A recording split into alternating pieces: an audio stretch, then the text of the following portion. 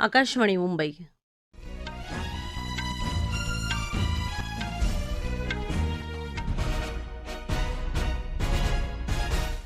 श्रद्धा वझे राष्ट्रीय बातम्या देत आहे. ठळक बातम्या. लोकसभा निवडणुकीच्या पहिल्या टप्प्यातला प्रचाराचा आज शेवटचा दिवस. रामजन्मभूमी अयोध्येसह सर्वत्र रामजन्म सोहळ्याचा उत्साह. चालू आर्थिक वर्षात देशाचा जीडीपी दर 6.8% राहील असा आंतरराष्ट्रीय नाणेनिधीचा अंदाज. महाराष्ट्र छत्तीसगड सीमा भागात सुरक्षा दलांबरोबरच्या चकमकीत 29 नक्षली ठार. IPL क्रिकेट स्पर्धेत आजचा सामना गुजरात टायटन्स आणि दिल्ली कॅपिटल यांच्यात रंगणार. आणि आखाती देशांमध्ये विक्रमी पावसामुळे जनजीवन विस्कळीत. लोकसभा निवडणुकीच्या पहिल्या टप्प्याच्या मतदानासाठी प्रचाराचा आज शेवटचा दिवस आहे. या टप्प्यात 17 राज्यातल्या 102 मतदारसंघांमध्ये येत्या शुक्रवारी 19 एप्रिल रोजी मतदान होणार आहे. महाराष्ट्रातल्या नागपूर, रामटेक, भंडारा गोंदिया, चंद्रपूर आणि गडचिरोली चिमूर या मतदारसंघात मतदान होणार असून इथला प्रचार आज संध्याकाळी 6 वाजता संपणार आहे. तामिळनाडूत 39, राजस्थानात 12, उत्तर प्रदेशात 8, मध्य प्रदेशात 6, उत्तराखंड आणि आसाममध्ये प्रत्येकी 5, बिहारमध्ये 4, पश्चिम बंगालमध्ये 3, मणिपूर, अरुणाचल प्रदेश, मेघालयमध्ये प्रत्येकी 2, तर छत्तीसगड आणि मिझोराममध्ये एकेका मतदारसंघात मतदान होणार आहे. आजचा प्रचाराचा शेवटचा दिवस असल्यानं मतदारांपर्यंत पोहोचण्याचा सर्वच पक्षांचा प्रयत्न आहे.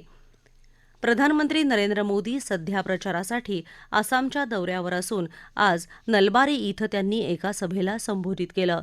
भाजपनं सत्तेवर आल्यापासून केलेल्या विविध लोकोपयोगी कामांची तसंच भाजपच्या संकल्पपत्रातल्या मुद्द्यांची माहिती त्यांनी दिली. काँग्रेसच्या ज्येष्ठ नेत्या प्रियंका गांधी टिटाबोर ते जोरहाट मार्गावर गौरव गोगोई यांच्यासाठी रोड शो करणार आहेत. थेट प्रचारसभा, प्रचार फेऱ्या याबरोबरच पत्रकार परिषदा आणि मुलाखतींमधून राजकीय नेते आपापली भूमिका मांडत आहेत. एक देश एक निवडणूक ही संकल्पना राबवावी अशी संपूर्ण देशाची इच्छा असल्याचं भाजपचे ज्येष्ठ नेते आणि प्रधानमंत्री नरेंद्र मोदी यांनी एका हिंदी वर्तमानपत्राला मुलाखत देताना सांगितलं. यासाठी नेमलेल्या समितीला लोकांकडून सकारात्मक सूचना मिळाल्याचं मोदी म्हणाले. एक राष्ट्र एक निवडणूक ही संकल्पना राबवल्यास देशाला अनेक बाबतीत त्याचा फायदा होईल असंही ते म्हणाले. काँग्रेस नेते राहुल गांधी आणि समाजवादी पार्टीचे अध्यक्ष अखिलेश यादव यांनी आज गाझियाबाद इथं संयुक्त पत्रकार परिषद घेतली. सत्ताधाऱ्यांच्या विरोधात आणि विरोधी पक्षांच्या बाजूनं जनमत तयार होत असल्याचं राहुल गांधी यावेळी म्हणाले. निवडणूक रोखे योजना ही देशातली सर्वात मोठी खंडणी योजना असल्याचा आरोप त्यांनी केला. देशभरात आज रामनवमी मोठ्या उत्साहात साजरी होत आहे. अयोध्येत उभारलेल्या मंदिरात रामलल्लांची प्राणप्रतिष्ठा झाल्यानंतर पहिल्यांदाच साजऱ्या होणाऱ्या रामनवमीचा उत्साह शिगेला पोचला आहे. सकाळपासूनच प्रभू रामाच्या मूर्तीची विधिवत अभिषेक आणि साग्रसंगीत पूजा अर्चा करण्यात आली. दुपारी ठीक 12:16 गाभाऱ्यातील रामलल्लांच्या मस्तकावर सूर्यकिरणं पडली. अयोध्येतला हा सोहळा पाहण्यासाठी देशाच्या विविध भागातून आलेल्या भक्तांची अलोट गर्दी झाली होती. भाविकांची गर्दी लक्षात घेऊन अयोध्येत चोख सुरक्षा व्यवस्था केली आहे. शहरात अवजड वाहनांना प्रवेशबंदी असून क्लोज सर्किट टीव्ही आणि ड्रोन कॅमेऱ्यातून परिसरावर लक्ष ठेवलं जात आहे. राष्ट्रपती द्रौपदी मुर्मू यांनीही नागरिकांना रामनवमीच्या शुभेच्छा दिल्या आहेत. प्रत्येकाला प्रभू श्रीरामाची मूल्य आत्मसात करण्याचं आवाहन करत प्रत्येक व्यक्तीला सन्मानानं जगता येईल आणि त्याच्या जीवनात विकास प्रवाह सुरू राहील अशा राष्ट्र निर्माणाची प्रतिज्ञा घेण्याचं आवाहन त्यांनी केलं आहे. उपराष्ट्रपती जगदीप धनखड यांनीही रामनवमी निमित्त शुभेच्छा दिल्या आहेत. भगवान रामाचं जीवन हे धार्मिकता, सचोटी आणि सहिष्णुतेचं उत्तम उदाहरण आहे. त्यामुळे प्रभू रामचंद्रांच्या चिरंतन जीवनाचे आदर्श ठेवून प्रत्येकानं मार्गक्रमण करावं आणि समृद्ध सशक्त भारताच्या निर्मितीसाठी दृढ निश्चयानं कार्यरत राहावं अशा शब्दात उपराष्ट्रपतींनी शुभेच्छा दिल्या आहेत.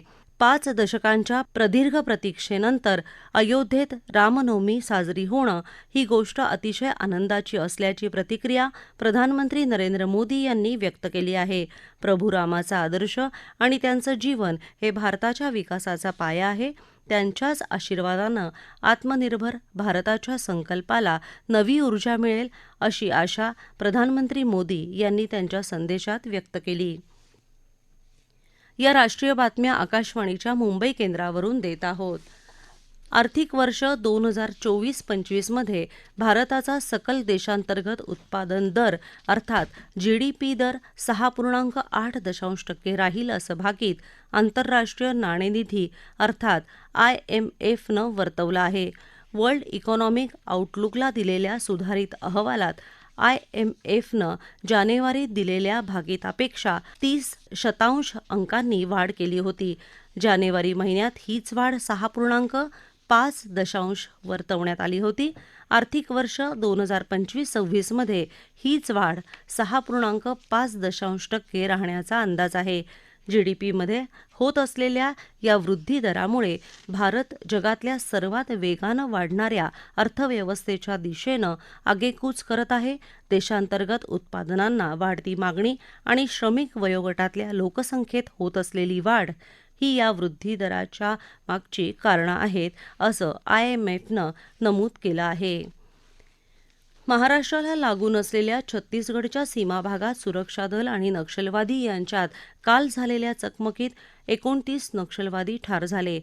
छोटे बेठिया पोलीस ठाणे क्षेत्रात नक्षली हालचालींची खबर मिळाल्यानंतर पोलिसांनी ही कारवाई केली. सीमा सुरक्षा दल आणि कांकेर जिल्हा राखीव दलाचे जवान कारवाईसाठी जात असताना या ताफ्यावर नक्षल्यांनी हल्ला केला. प्रत्युत्तरादाखल केलेल्या हल्ल्यात नक्षली ठार झाले. या चकमकीत शंकरराव आणि ललिता मडावी हे 2 नक्षली ठार झाले असून त्यांची माहिती देणाऱ्याला प्रत्येकी 25 लाख रुपयांचं बक्षीस जाहीर झालं होतं. गृह मंत्रालयानं या यशाबद्दल सुरक्षा दलाचं अभिनंदन केलं आहे. IPL क्रिकेट स्पर्धेत आज गुजरात टायटन्स आणि दिल्ली कॅपिटल यांच्यात सामना होणार आहे.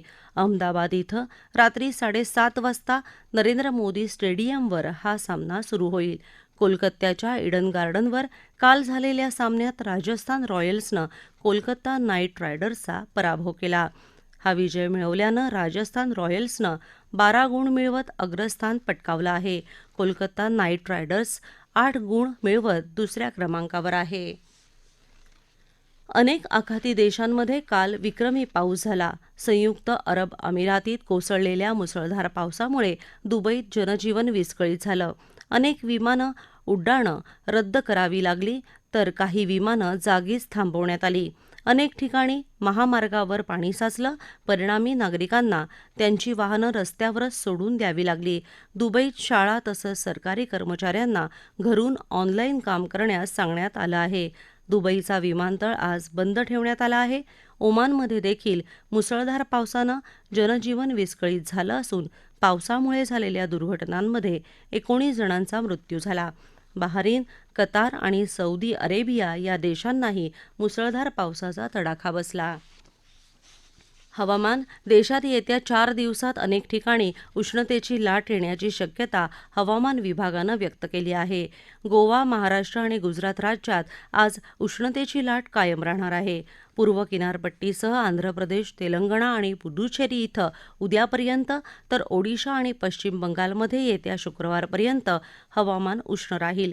कर्नाटक, केरळमध्ये आज आणि उद्या तर गुजरात, तमिळनाडू, पश्चिम बंगाल, पुदुचेरी आणि आंध्र प्रदेशमध्ये पुढचे 4 दिवस हवामान उष्ण आणि दमट राहील असं विभागानं म्हटलं आहे. दरम्यान येत्या 21 एप्रिलपर्यंत उत्तर पूर्व भाग आणि पश्चिम बंगालमध्ये हलका ते मध्यम स्वरूपाच्या पावसासह हिमवर्षाव आणि विजांचा कडकडाट होईल असा अंदाज हवामान विभागानं व्यक्त केला आहे.